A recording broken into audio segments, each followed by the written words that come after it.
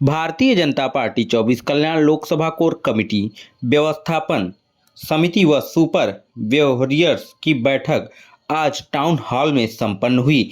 इस बैठक में उत्तर प्रदेश के पूर्व उप मुख्यमंत्री, भारतीय जनता पार्टी महाराष्ट्र प्रदेश प्रभारी दिनेश शर्मा, सार्वजनिक बांधकाम मंत्री महाराष्ट्र राज्य रविंद्र चौहान, मांझी मंत्री जगन्नाथ पाटिल, माधवीताई नाईक, आमदार कुमार आयलानी, आमदार संजय केठकर, आमदार निरंजन डावखरे, प्रभारी श्रीकांत कांबठे, भाजपा जिला अध्यक्ष प्रदीप रामचंदानी, सुलभाताई गायकवाड़ा, गुलाबराव करंजुठे आदि भारतीय जनता पार्टी के पदाधिकारी भी उपस्थित रहे। तो इस पे क्या कल्याण लोकसभा के लिए भाजपा या सूचना का कौन उम्मीदवार रहेगा? अभी तक उनका नाम जाहिर नहीं किया। कितना क्या बोला? बहुत हाँ आप बोलो। जब दो प्रत्याशी मैंने कहा कि बीजेपी 48 सीटों पर लड़ रही है और हमारे कार्यकर्ता से अगर पूछोगे मेरा प्रत्याशी कौन है तो 48 सीटों पर नरेंद्र मोदी जी चुनाव लड़ रहे हैं। तो हमारा प्रत्याशी 48 के 48 घोषित है। अब व्यक्ति के नाम की अगर बात कर रहे हो तो जल्दी हो जाएगा। सर ऐसी जानकारी है कि स्थानीय लोकसभा क्षेत्र में महायुति के दो उम्मीदवार, एक संजीव नायक जी, दूसरे प्रताप सरनाइक जी, दोनों अपने ओर से ये कह रहे हैं कि हम चुनाव लड़ेंगे। तो महायुति की तरफ से दोनों कैंडिडेट को किसे?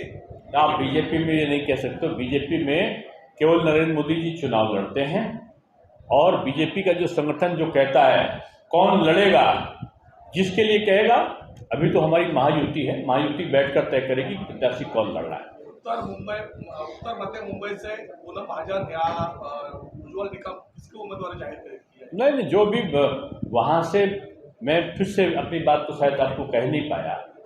बीजेपी 48 सीटों पर चुनाव लड़ रही है, व्यक्ति निमित्त मात्र है। जो भी लड़ेगा तो चेहरा मोदी जी का ही होगा। अब कौन होगा ये पार्लियामेंट्री बोर्ड तय करता है। पार्लियामेंट्री बोर्ड जैसे तय करेगा आपको सूचना हो जाएगी। अभी आपने एक बात बताई कि बीजेपी बड़ा भैया है और जो छोटा भैया एससी का ओबीसी का आरक्षण छीनकर उनको नहीं देने जा रहे हैं। ये हमारी नीति है और हम बीजेपी के रहते हुए, मोदी जी के रहते हुए ये संभव नहीं होगा। इस संविधान का विरोध बदलने का षड्यंत्र करने वाली कांग्रेस है। ये संविधान बदलना चाहती है और उसका सहयोग उद्धव जी और शरद पवार जी दे रहे हैं। इसलिए तीनों महाअघाड़ी बाबा साहब के संविधान को बदलना चाहती है, इसलिए वो षड्यंत्र कर रही है। और मैं इसीलिए वो जो 13 सीटें थी, 13 की 13 सीटें महाअघाड़ी हार रही है और बीजेपी 13 की 13 सीटें जीत रही है। मैं फिर से कहूंगा 7 मई को है ना तृतीय चरण, 7 मई को जो तृतीय चरण है, मैं समझता हूं कि हमारी बीजेपी और उसके मित्र पक्ष एब्सोल्यूट महाराष्ट्र में सभी जीतों की जीत की ओर, एक सबसे बड़ी जीत की ओर आगे बढ़ेंगे। और आज मैं कल्याण आया हूं और कल मैं थाने रहूंगा और लगभग 28 सीटों पर मेरा प्रवास हुआ है और मुझे देखकर ये अच्छा लगा है कि पूरे महाराष्ट्र ये भाजपा में, मोदी में या यूँ कहें एनडीए में हो गया है और एनडीए बड़ी मजबूती के साथ में अपना चुनाव लड़ रहा है।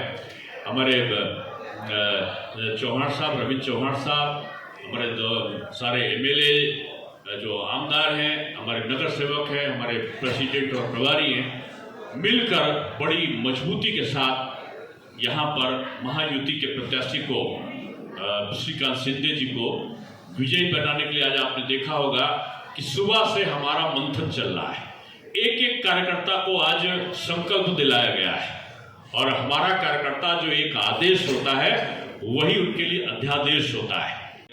मुझको लगता है महाराष्ट्र में हर आदमी कह रहा है हर घर से मोदी निकलेंगे और इस आह्वान के साथ में यहाँ पर जो काम हो रहा है उसमें आज मैं आकर कल्याण लोकसभा यहाँ पर रिकॉर्ड का, जीत का एक रिकॉर्ड बनेगा और बीजेपी का कार्यकर्ता पूरे तन्मयता के साथ यहाँ पर काम करने के लिए पूरा लग कर काम करेगा।